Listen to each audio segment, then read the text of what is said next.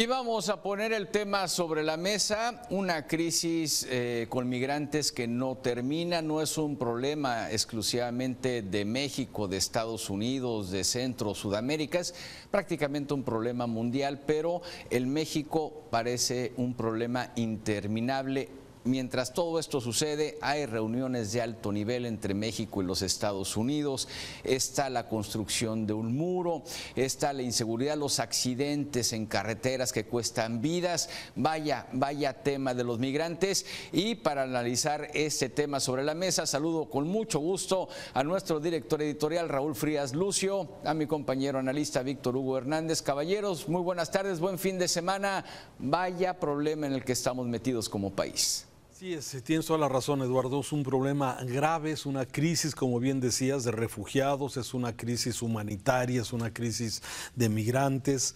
Se visibiliza mucho, Víctor, cuando tenemos accidentes como el que tuvimos o el que tenemos en este momento ahí en la zona entre Puebla y Oaxaca, en donde otra vez migrantes, ¿sí? A ver, creo que no me escuchas, Víctor, a ver si mejoramos, por favor. Gracias. Gracias, Víctor. Entonces, a ver, sí, te comentaba, y es que cada vez que hay un accidente o cada vez que sufren los migrantes algún tipo de circunstancias, sí visibilizamos este problema que se está volviendo un grave problema para nuestro país. No es exclusivo, pero sí en México hemos tenido un agravamiento sin duda del tema de la crisis migratoria. Hablando de accidentes, para empezar dándole orden a las ideas, sí, con el accidente de hoy, bueno, se van sumando cada día más y nos damos cuenta que hay una serie de tráfico, hay una serie de esquemas donde los migrantes de alguna forma van fluyendo. Desde el tema de camiones rentados de turismo, sí, o... Déjame abierto. Perdón, creo que sí me escuchas, Víctor. Sí, perdón. A ver, creo que traemos problemas ahí con el audio. Problemas de audio. Sí, sí, y te comentaba sobre esta parte de los accidentes que visibilizan esta grave crisis humanitaria. Pero mira, deja dar algunos datos que me parece que nos ayudan, porque ya es tan grave el problema, Víctor, es tan grande que ya, aunque nos digan que si estamos recibiendo entre 6,000 y 8,000 migrantes diariamente, ya hemos perdido un poco la capacidad. Perdimos la perspectiva, Raúl, y la perspectiva también de lo que es mucho es poco. Antes hablábamos de miles, ahorita son miles cada semana, miles acá, miles allá. Las ciudades de la frontera se han saturado, ciudades como las nuestras que son de paso están congestionadas. En fin, esto amerita ya soluciones radicales, pero de magnitud urgente, sobre todo para Estados Unidos y para nosotros los mexicanos, porque no tenemos la capacidad, Raúl, no tenemos la capacidad para enfrentar este problema que ya es un auténtico problema inmanejable en muchos sentidos. Perdón, Raúl, te quité la palabra. Así es, no, pero es que sí, y tiene que ver con esto. Yo me preguntaba luego de escuchar ayer la reunión de alto nivel que se le llama entre autoridades mexicanas y estadounidenses. Me parece que es fundamental el diálogo y poder buscar acuerdos, pero realmente se necesitan acciones contundentes que puedan de alguna forma resolver este problema. Estaba revisando los acuerdos a los que se llegaron. Voy a revisar solamente algunos y comentarlos contigo. 1. Colaboración cercana en materia de migración. Ya hemos hablado, no se puede esto, solamente México lo resuelva y los Estados Unidos tienen que involucrarse también en la solución. Lo que ha hecho Estados Unidos no ha sido suficiente hasta el momento para poder de alguna forma resolver esta crisis. Al contrario, cuando Estados Unidos dice y se compromete a resolver el tema de 30,000 migrantes, mientras que México también sí reconoce y se compromete a resolver el tema de 30,000 de ellos, se queda corto con el tema del grave problema que estamos teniendo actualmente de migrantes. Fíjate, Raúl, que el asunto es de tal magnitud que yo creo que ya el análisis ya no está en qué vamos a hacer en la frontera, qué vamos a hacer con los países que están expulsando a estos migrantes, qué vamos a hacer con los migrantes. Claro que es un problema real que hay que resolver y que hay que encontrarle solución. Y yo creo que ya debemos empezar a hablar de las posibles soluciones.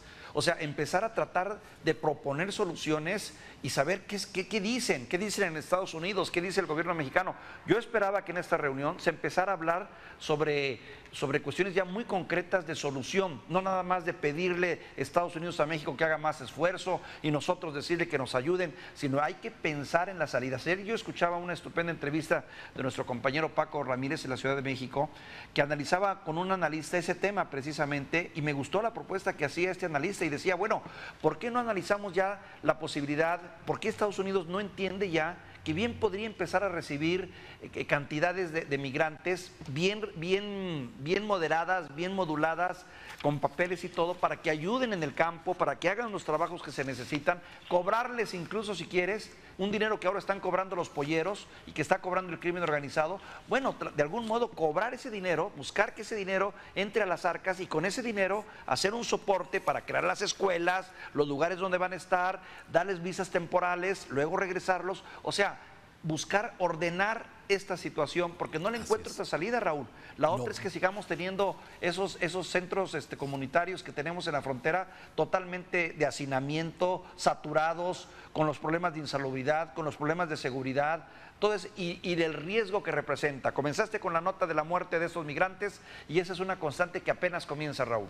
Es una constante y eso es lo que nos habla precisamente de esta crisis. Sí, a ver, se ha planteado, el tema es que es tal la magnitud del problema hoy que ya veíamos esta desbandada de migrantes en una posibilidad, en una oportunidad que vieron allá en Ciudad Juárez. Entonces, a ver, ya es un asunto que necesita mucho control. México ha venido cediendo a las presiones de los Estados Unidos y levantó el muro, y refiero al muro humano de 34,000 miembros de la Guardia Nacional, pero que no ha logrado detener este flujo de migrantes. Por otro lado, sí, el tema del muro, un tema que es más simbólico que lo que en realidad de alguna forma ayuda a impedir que pasen los migrantes, pero este tema también sigue siendo significativo, sobre todo por el tema de estos 340 kilómetros que se van a seguir construyendo. O sea, nos habían dicho que ya no se iba a seguir construyendo, pero es como una afrenta precisamente a la frontera entre México y Estados Unidos. Y es que, bueno, los estadounidenses tienen pues el derecho, Víctor, de ordenar la entrada a su casa. Es como tu casa, no vas a abrir la puerta y que pase nada más el que sea. No. Tú pones las normas, dices, oye, voy a abrir las puertas de mi casa, esto es así, ¿no? Cuestión de orden elemental, Raúl, y todo. Y además, fíjate que no solo tiene una cuestión simbólica lo del muro, sino también tiene un efecto ahora en el proceso electoral con los Estados Unidos, porque eso es lo que le gusta oír a mucho gringo mal informado. Mucho gringo mal informado es miel en sus oídos cuando les dice, ya sea un congresista republicano o ya sea otro o demócrata, cuando les dice, oye, voy a poner un muro, voy a tapar, oye, pues sí, si vas a proteger precisamente ese estatus de vida que hoy tengo y que está amenazado, pues bienvenido, voto por ti. Entonces, el muro es cierto, más bien es un muro simbólico. Estaba yo viendo los datos y tenemos 1,126 kilómetros de algún tipo de valla o de muro, si tú lo quieres ver, de los 3,144 kilómetros de frontera que tenemos con los Estados Unidos, y los tenemos en ciertos lugares, pero ya está visto que se utiliza más que nada con fines electorales. ¿Quieres ganar una elección? Anuncia que vas a poner un muro y vas a tener los votos a tu favor. Sabemos que en la realidad no solo es poco práctico, sino hasta en lo económico también. Acaban de empezar a poner muro ahora, que más bien es una valla, que al rato vamos a encontrar la manera de poderla, porque lo hemos encontrado 1000 veces, Raúl. La verdad es que los mexicanos y en general el pobre tiene 1000 maneras para poder subsanar ese tipo de obstáculos. Hoyos por debajo de los muros, utilizan sábanas y ropa para poder tapar el muro y brincarlo. En fin, cuando se trata de pasar, no hay muro que te frene. Sí, pero déjame concluir con datos que me parece importante, ¿sí? Mira, son datos solamente de este 2023 y es muy importante ubicarlo. Se han registrado 70,526 detenciones en personas de situación migratoria irregular en México. Esto significa, Víctor, que del 2022 al 2023 este problema se incrementó en un 54%. 54%.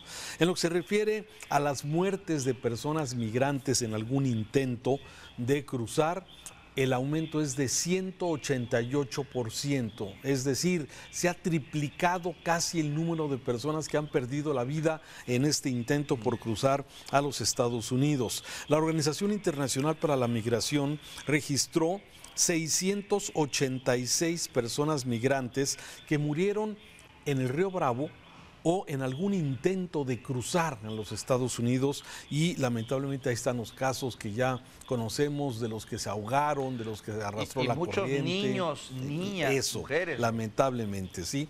Y una cosa que me llamó la atención, Víctor, es que México se ha convertido en el cuarto país del mundo en recibir solicitudes de refugio. El primer país que recibe solicitudes es Estados Unidos. Luego es Alemania, luego es Costa Rica, y México se ha convertido hoy en el cuarto nivel del mundo, en el cuarto país del mundo en recibir solicitudes de refugio.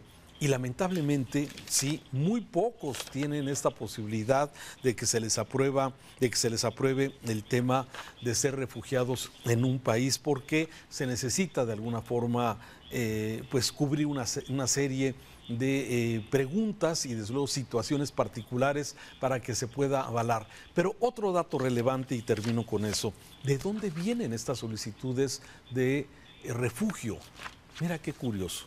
Países que el presidente López Obrador admira, sí, y que busca que México está alineado con esa posición. Cubanos, venezolanos, haitianos y de otras naciones, especialmente del área del Caribe. Sí, son exactamente las 4 principales migraciones que están solicitando refugio. Sí, entonces llama la atención, si son países que de algún, y todos lo sabemos, dictaduras donde el pueblo lamentablemente ha padecido, ha sufrido, y que huye de la pobreza, del desempleo, del crimen, en fin. Estas son exactamente los datos que deberían de ser relevantes para ir tomando decisiones en torno a eso. Estados Unidos anuncia que regresa 30,000, que va a aceptar solamente 30,000 venezolanos que hicieron la solicitud de entrar hasta el 30 de julio. De ahí en adelante los va a regresar a México. Sí, entonces, bueno. Y hay que dar alojamiento, hay que dar agua, hay que dar alimentos, hay que darles espacio, hay que darles servicio de salud, hay que dar servicio sanitario, hay que crearles pues santuarios o lugares donde se puedan quedar. La verdad, que ni los mexicanos ahora, Raúl, hay tenemos. un punto importantísimo también. Fíjate, el tema que tenemos ahorita también es, ¿qué pasa con los migrantes mexicanos? Definitivamente, durante ese sexenio se ha ponderado, nos hemos congratulado de tenerlos allá y hemos celebrado los 60,000 millones de dólares que nos han estado enviando y los agradecemos, pero la verdad es también el reflejo de una política pública equivocada, porque esos mexicanos tuvieron que dejar su país de origen por cuestiones de seguridad, por falta de empleo, por muchas razones, y se están sobando el lomo de la manera más terrible, porque realmente el sueño americano es una falacia. Son los peores empleos que pueden tener los mexicanos allá, y trabajan de sol a sol para poder mandar unos cuantos dólares.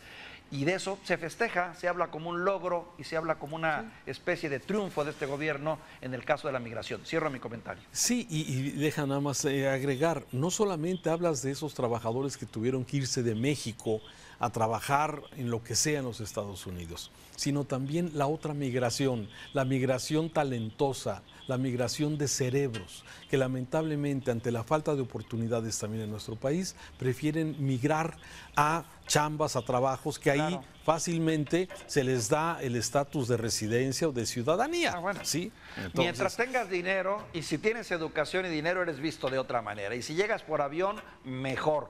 Y esos talentos de los que tú hablas, Raúl, fueron los que también le costaron al país.